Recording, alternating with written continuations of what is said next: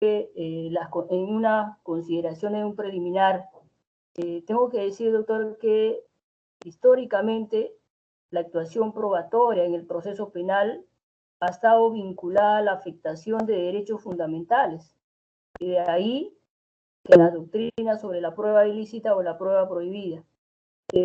Recordemos que la búsqueda de la verdad y la investigación oficial han condicionado fuertemente a la obtención de la prueba, introduciendo a través de un sistema inquisitivo la práctica institucionalizada del uso de la violencia física, psicológica, contra la persona humana para obtener la prueba. Entonces, en ese sentido, históricamente, y como también el compañero la semana pasada en su exposición había señalado también que la prueba se obtenía, pues, digamos, la obtenía porque la obtenías. Y no interesaba si es que violaba derechos fundamentales, derechos constitucionales. La cosa es que la debías obtener la prueba.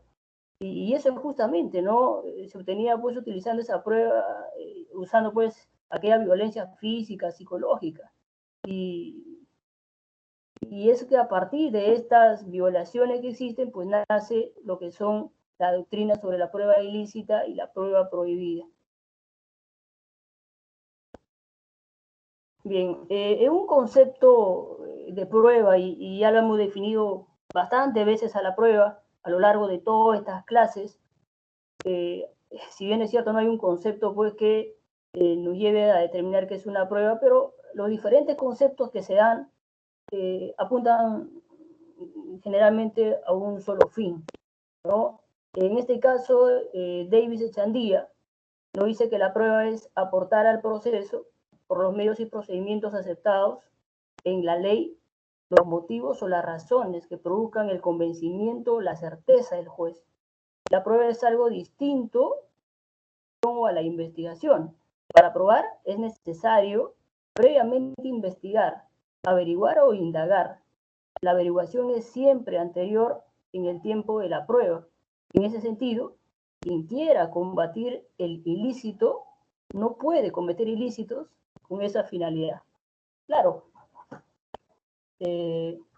no se puede pues obtener la prueba o no se pretende combatir un ilícito y obviamente cometiendo otros ilícitos. Esa no es la finalidad. Definitivamente no. Tal vez en el sistema inquisitivo, sí, ¿no?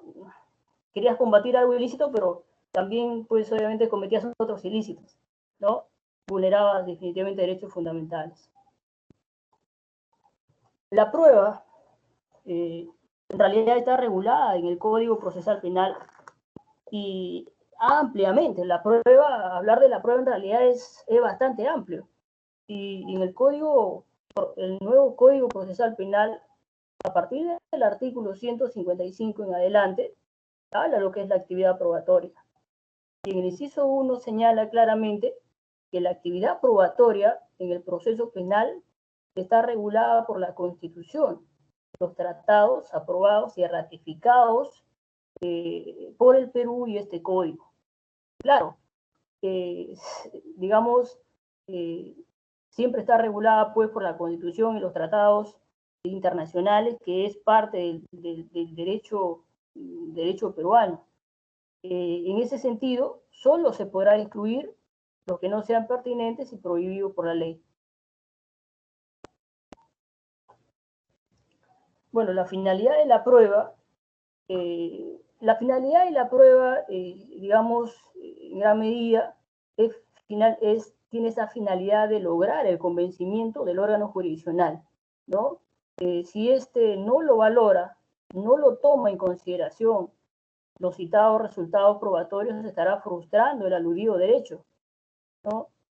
El objeto de la prueba, como lo señala el artículo 156 del Código Procesal Penal, señala claramente que el objeto de la prueba siempre van a ser los hechos a que se refiere la imputación.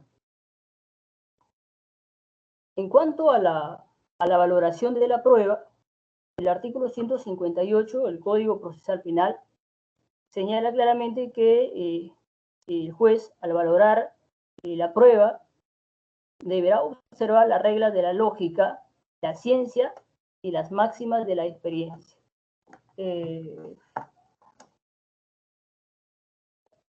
Con respecto a esta valoración de la prueba, he tomado conveniente, doctor, desarrollar un caso con respecto a algo que en los últimos o en el último mes ha sido muy controvertido y muy controversial. Salió en las redes sociales sobre que había salido pues con algo que era en realidad gracioso y que llamó mucho la atención, ¿no? Sobre que, y nosotros lo compartimos también, donde señalaba, pues dice, absuelven al imputado de violación de víctima porque llevaba un calzón de color rojo y con encaje. Eso ha sido materia bastante criticada. Yo escucho, por ejemplo, Exitosa y he visto también que los periodistas han machacado a los jueces, ¿no? ¿Cómo es posible que van a absolver a un imputado de violación, ¿no? Solamente porque la víctima llevaba un calzoncito rojo? Bueno, pero en realidad es entendible a veces porque el ciudadano común de repente no lee la sentencia. Y la sentencia es el expediente 0028-22 del 2019. Esto sucedió en Ica y yo tuve la oportunidad de leerlo y seguramente muchos de los que estamos aquí hemos leído esa sentencia y que en realidad para los que no la han leído y para los que lo han leído, al final de esto de repente podemos debatir sobre valoración de la prueba. Y para los que no lo han leído, yo lo voy a compartir.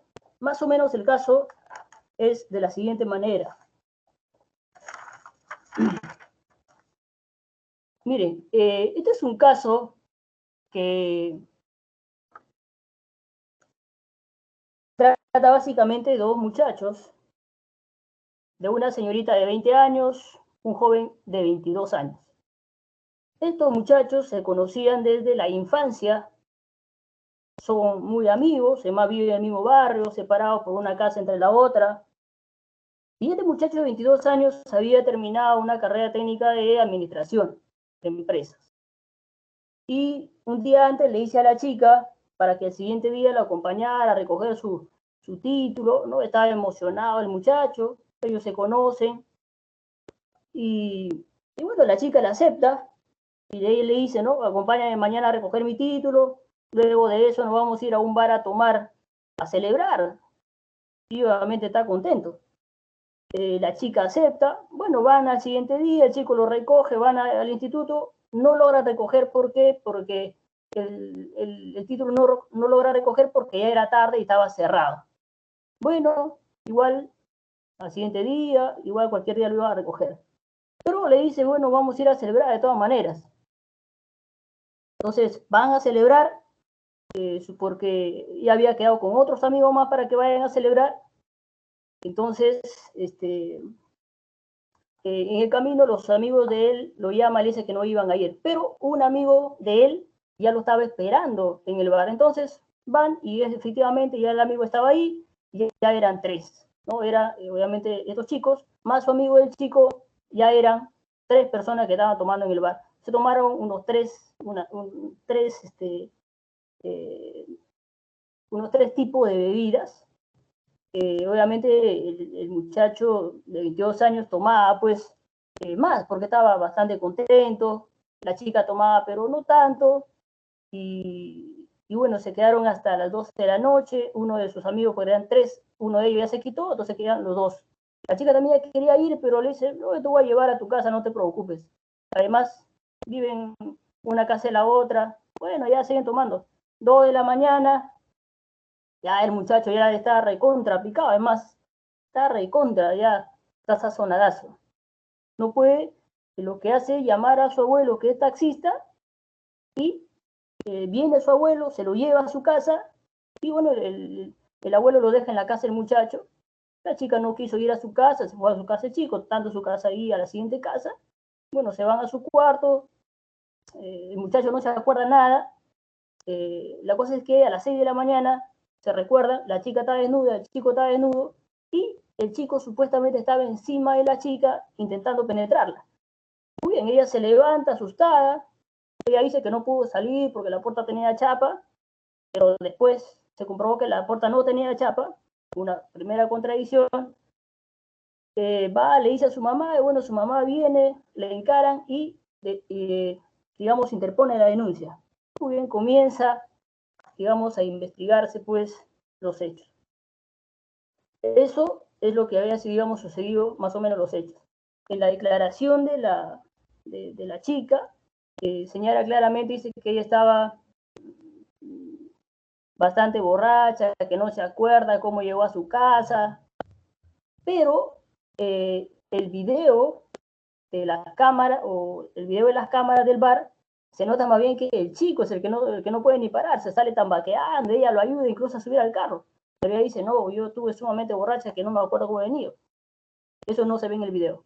Ahí hay una contradicción de la chica.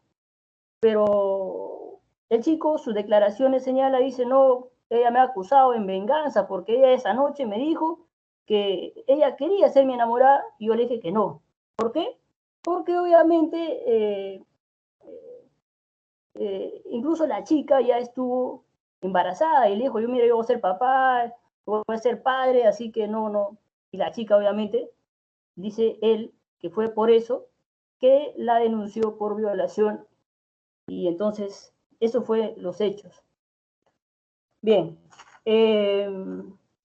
pero aquí lo más importante de esto es, más allá del testimonio de la chica y el chico, que son importantes, obviamente son, digamos, pues las pruebas, la declaración del perito médico forense, porque finalmente a partir de estos profesionales vamos a determinar si es que había violación o no. La declaración del perito médico forense determina y concluye su informe. Bueno, y explica muchas cosas, pero para hacerlo, digamos, más rápido, concluye de que no se encontró ninguna lesión.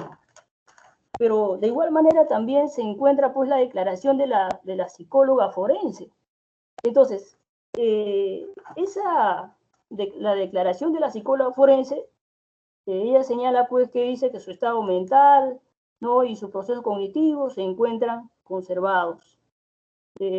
Presenta rasgos de personalidad dependiente, eso significa que es una persona sensible, proviene pues de una familia conflictiva, monoparental, en realidad que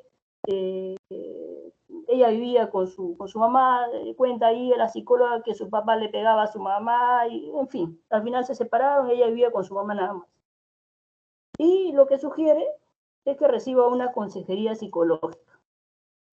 Y esto es lo más importante, la declaración de la bióloga forense. Esta bióloga forense emite 3 dictámenes periciales que para mí son tan importantes porque a partir de aquí se va a determinar si hubo violación o no. En el primero, concluye de que no se encontró espermatozoides en la muestra obtenida en la cavidad genital de la peritada.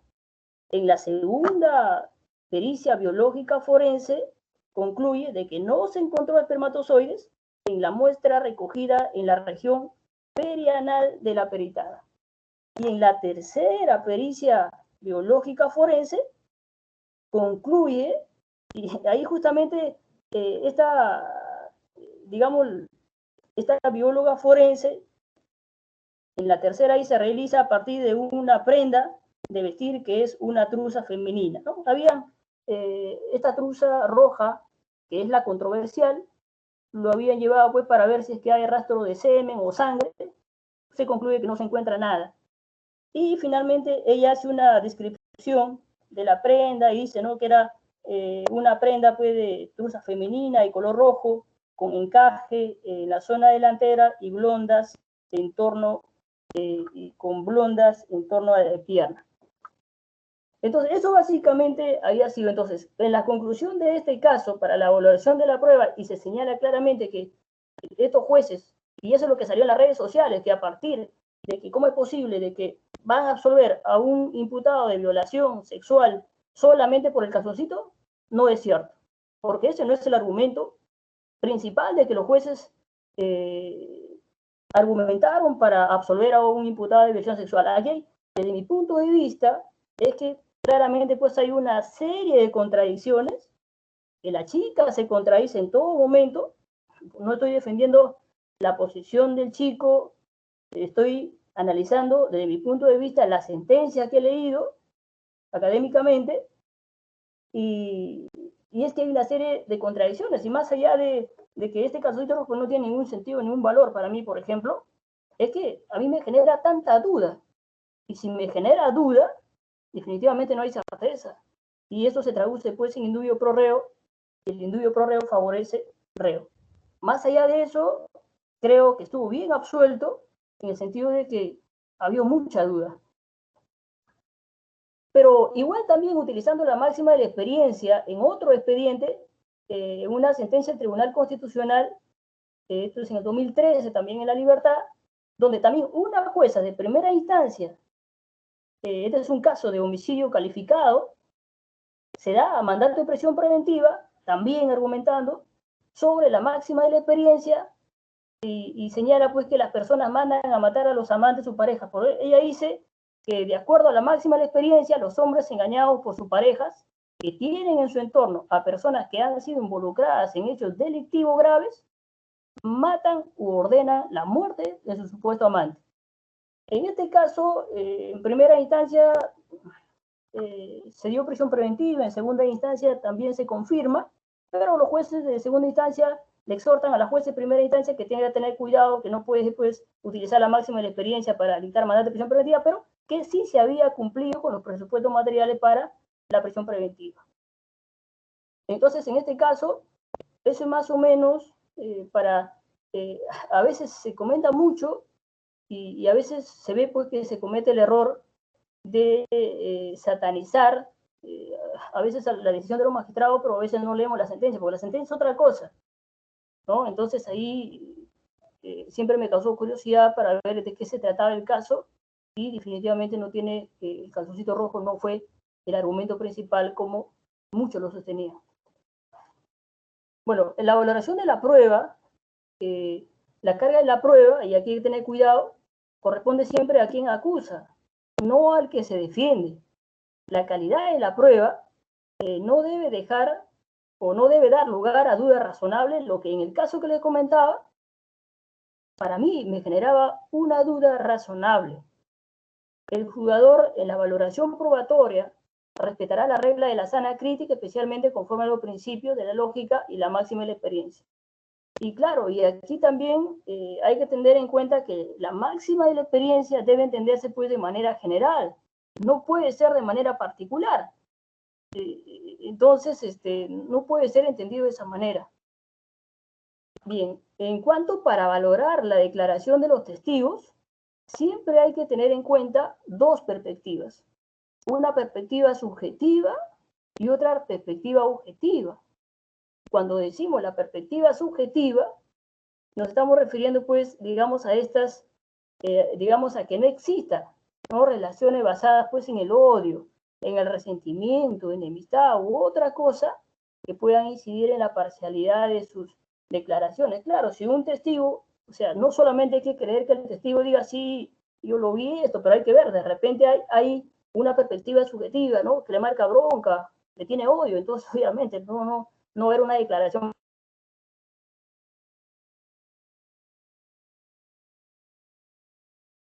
Porque no solamente basta que declare, sino hay que corroborarlo, ¿no es cierto? Hay que corroborar ese dicho, porque no solamente basta pues que con una declaración se tenga por cierto lo que está, digamos, afirmando, sino que eso se tiene que corroborar. Bueno, en esta parte, lo que es prueba ilícita y prueba prohibida, de acuerdo a un acuerdo plenario que he leído, señala claramente que la prueba ilícita o la prueba prohibida, los dos son sinónimos. En el primero caso opera la regla de exclusión, y en el segundo caso la doctrina del fruto del árbol envenenado, que siempre lo hemos escuchado y seguramente también habremos leído sobre esto. Pero ambas, digamos, se debe tener en cuenta que el mensaje central es que la prueba se obtiene violando pues derechos constitucionales, ¿no? Derechos fundamentales. Entonces, si es así, si es una prueba ilícita, lo que corresponde es excluirla, y si es una prueba prohibida, se aplica lo que es la teoría del fruto del árbol envenenado. Es decir, si la raíz del árbol está envenenado, entonces todos los frutos que haya producido simplemente también están envenenados. Entonces, ¿qué cosa es? Es una prueba inútil, es una prueba que no se puede valorar y que no tiene ningún efecto jurídico. Claro, de ahí luego también podemos ver lo que es una prueba irregular, defectuosa e incompleta, pero cuando decimos prueba irregular es aquella que, digamos, se obtiene mediante la inobservancia y formalidad, es decir, hay una violación de la regla procesal, pero esto se puede subsanar, es subsanable, y si es así, comenzará a tener efectos jurídicos, y si no se subsana, corre la misma suerte de la prueba prohibida.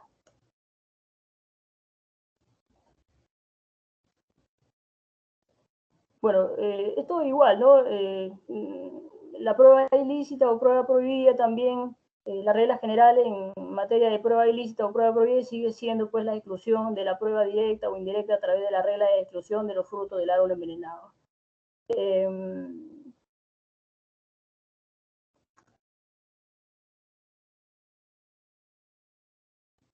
Este es con respecto también a lo que es la prueba prohibida y la prueba ilícita. Sin embargo, hay excepciones que sí se pueden aceptar de una prueba ilícita a un proceso penal y puede surtir efectos. ¿En qué momento? Por ejemplo, cuando se utiliza pues la doctrina de la buena fe, ¿no? Entonces, la doctrina de la buena fe sí admite la posibilidad de valorar la prueba obtenida con violación a derechos constitucionales, siempre que dicha violación se haya realizado sin intención y sea pues por error o ignorancia, ¿no? Y aquí pone el ejemplo de un policía, ¿no? Por ejemplo, señala que un policía que está caminando por la calle y, y, y escucha unos gritos en un domicilio, y él es policía las 24 horas, esté de uniforme o esté sin uniforme, entonces escucha unos gritos de auxilio, lo que hace él va, patea la puerta, abre y no encuentra los gritos de auxilio, sino más bien al contrario, de repente encuentra en la mesa, pues, no sé, tal vez 5 kilos de droga de la pura, incluso de repente hay personas fumando con niños. Entonces, en este caso, como se puede ver, se ha obtenido esta prueba, por decirlo, violando un derecho constitucional. Sí, ¿cuál? La inviolabilidad del domicilio. Pero como se ha hecho de buena fe, en un principio es que se quería dar auxilio, pero se encontró otra cosa, entonces esto sí podría entrar al proceso penal y sí se podría valorar. ¿Por qué? Porque aquí utilizamos la teoría de la buena fe. Entonces, hay excepciones donde incluso, a pesar de que se ha obtenido violando, se ha violado un derecho fundamental, sí podría ser valorado una prueba, ¿no?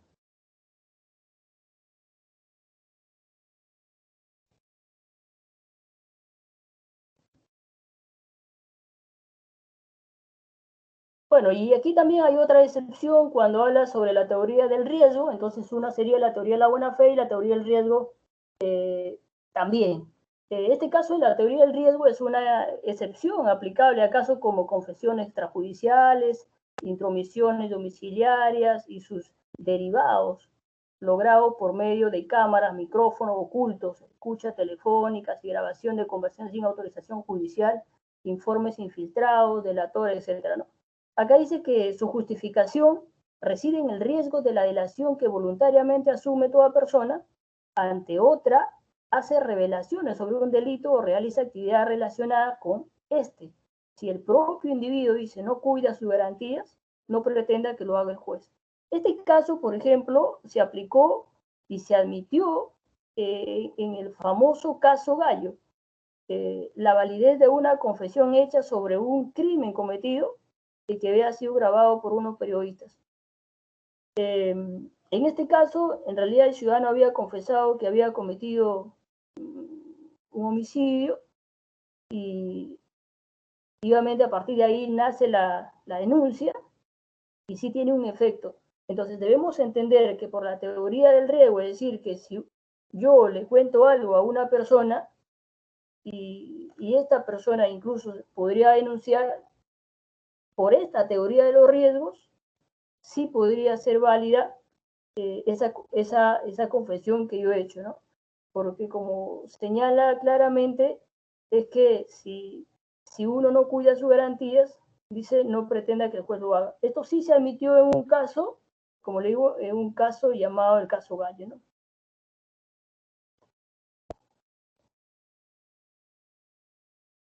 Bueno, esto es lo que finalmente el acuerdo plenario dicta como vinculante, es decir, que en el caso de una prueba irregular o defectuosa, estamos, digamos, ante una fuente de prueba obtenida legítimamente, pero que por defecto del medio de prueba, es decir, que la observancia de formalidades en su incorporación adolece de ineficacia. Bueno, como se puede ver aquí, finalmente vinculante, dice, se acuerda que por mayoría hay excepciones a la regla de la prohibición de valorar la prueba obtenida con violación a la Constitución, estas sean directas o indirectas, y no deben ser reguladas, dice, por el legislador, sino que deben ser recogidas, desarrolladas por la jurisprudencia nacional, y aquello garantiza mejor el debido proceso y analiza el caso por caso, ¿no? Como ya lo dijimos, también es vinculante sobre lo que es la doctrina de la buena fe, ya lo explicamos, y también sobre lo que es la teoría de los riesgos. Bien, aquí rápidamente nomás solamente para mencionar que prueba anticipada y prueba preconstituida, ¿no? En un principio y en una diferencia si haríamos, es que la prueba anticipada sí está regulada en el Código Procesal Penal, en el artículo 242, y es que se aplica, por ejemplo, un testigo, ¿no? Que de repente tenga una enfermedad terminal, este testigo no va a llegar al juicio. Y como no va a llegar al juicio, entonces podría declarar y finalmente esa declaración podría ir al juicio. Pero la prueba preconstituida es aquella que como tal no se encuentra regulada en el Código Procesal Penal. Si buscamos la prueba preconstituida, no la vamos a encontrar desarrollada en el nuevo Código Procesal Penal. Sin embargo, podemos encontrar que en el artículo 383, inciso 1, literal E, señala lo siguiente, que las actas levantadas por el policía, el fiscal o el juez de la investigación preparatoria que contienen diligencias objetivas e irreproducibles, actuado conforme a este código o la ley. Y ahí señala una lista de qué podrían ser pruebas preconstituidas, pero lo más importante es que en un principio se pensaba que prueba preconstituida y prueba anticipada eran pues lo mismo o eran sinónimos, ¿no? Pero la doctrina ha desarrollado, o la jurisprudencia ha desarrollado, básicamente que se tratan pues de actos irreproducibles. Un ejemplo de esto podría poner, por ejemplo, a ver, si yo estoy conduciendo mi vehículo en estado de ebriedad y un policía me detiene y obviamente lo que corresponde es el dosaje etílico, ¿no? Y si sale esa prueba, porque si estoy en estado de ebriedad va a salir positivo en ese momento. Esta misma prueba, si yo lo saco en 24 horas, o me sacan en 48, o en una semana, o en 30 días, definitivamente es un acto irreproducible. Ya no se va a poder tener la misma, digamos, ese mismo resultado que me podrían sacar ahorita cuando sí estoy ebrio y mañana ya no, y pasado peor y en un mes peor. Entonces, ¿es un acto objetivo irreproducible? Sí. Entonces, más o menos por ahí lo que va la prueba preconstituida. Bueno, los principios de la prueba En primer lugar, que tomando en cuenta lo que por guardia nos explica, que los principios consisten la base del legislador y que va a permitir la interpretación, comprender el sentido y la finalidad de las leyes, lo que lo convierte en un instrumento para establecer coherencia sistemática de las leyes. Bueno, en cuanto a los principios, nosotros ya le hemos dicho algunas veces, es que los principios deberíamos entenderlo, digamos, dos puntos. Hay principios generales del derecho y principios específicos del derecho. Principios generales se aplican a toda la rama del derecho. Principios específicos a una rama determinada del derecho. Porque claro, los principios, porque digamos son aquella estructura del sistema normativo, son pautas de orientación jurídica. Entonces, esos principios son tan importantes. Estos principios de la prueba, tenemos el principio de oficialidad, señala que este principio establece la exclusividad del órgano jurisdiccional a determinar la existencia del delito e imponer penas, determinar que solamente el órgano jurisdiccional puede establecer qué hechos son tomados como probados para los presupuestos fácticos de la norma penal y para la aplicación de la correspondiente consecuencia jurídica. Otro principio es el principio de la oralidad. Este principio de la oralidad dice que es una garantía, ¿no? que constituye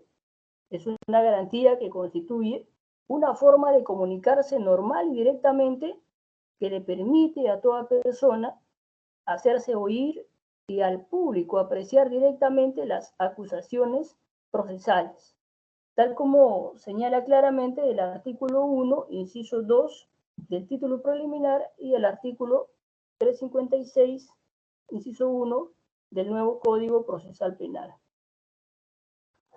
Otro principio es el principio de publicidad. A esta se constituye una garantía de control al órgano jurisdiccional, pues se trata de uno de los poderes que el pueblo ha delegado al Estado. Pero además también la casación número 3 o 636 del 2014 Arequipa señala, pero que también constituye una garantía para que el ciudadano no se vea sometido a un proceso en la clandestinidad. Otro principio, el principio de inmediación, es otro principio importante que adquiere pues sentido en el juicio oral, ¿no? Debido a que es esta clase de juicio en que se exige la presencia de la persona física, proporcionando información referida a los hechos en materia de juzgamiento, pero más trascendental es que el órgano jurisdiccional reciba la información directamente de la fuente del conocimiento, persona o material. Claro, el principio de mediación es hablar pues, básicamente como, por decirlo, face to face, ¿no? En donde obviamente el juez va a poder apreciar directamente todas aquellas pruebas que se tengan que presentar en el juicio. Y el principio de concentración es el principio de contradicción, conocido también como el principio de la bilateralidad, impone la paridad de oportunidades para las partes de ejercer su derecho de defensa, lo cual es una expresión particular del principio de la igualdad ante la ley. Para la admisión de los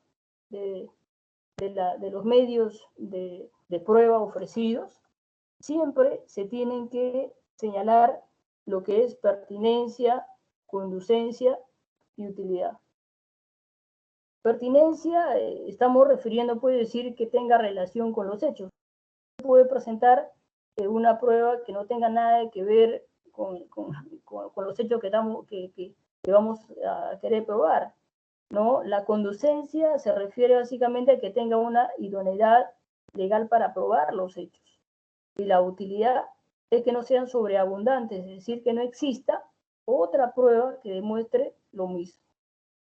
Estos principios, es decir, que estos dichos requisitos, permiten que el derecho a la prueba no colisione también con otros principios procesales, como por ejemplo el de celeridad, economía procesal, entre otros.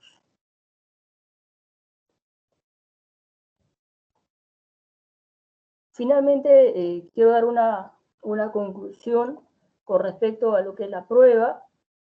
Considero que la prueba es un elemento tan importante, no solo en el proceso penal, sino en el proceso civil, en el administrativo, etcétera, porque debemos entender que la prueba es un elemento transversal, desde que inicia la investigación hasta que concluye el proceso.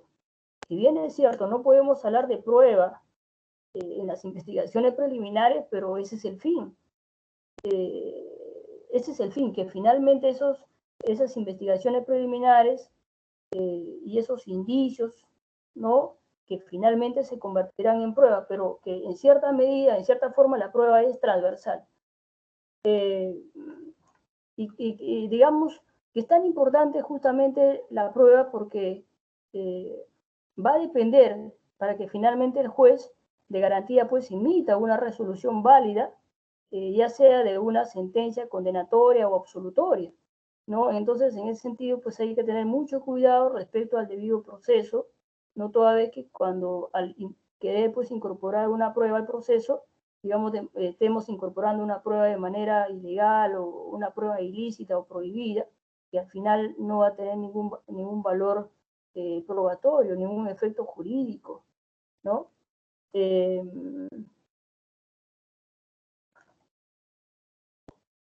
Bueno, y finalmente quería terminar con este mensaje que siempre le he citado algunas veces, y dice que el miedo es como el fuego.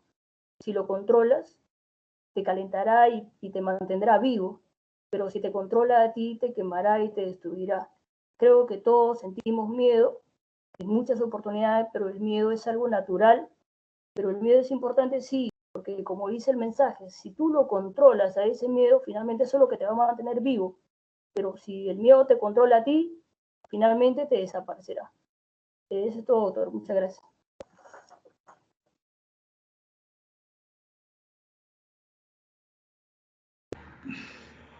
¿Me escuchas? Sí, ¿no? Sí, doctor, ya terminé. Gracias. Ya, ok. Deje de compartir, por favor, para que su compañera ingrese. Sería la señorita Ceballos Venegas. Doctor, buenas ¿Se noches. Sí, encuentra? aquí presente. Sí. Ya. Voy a autorizarla para que comparta. Ok. Ceballos Venegas.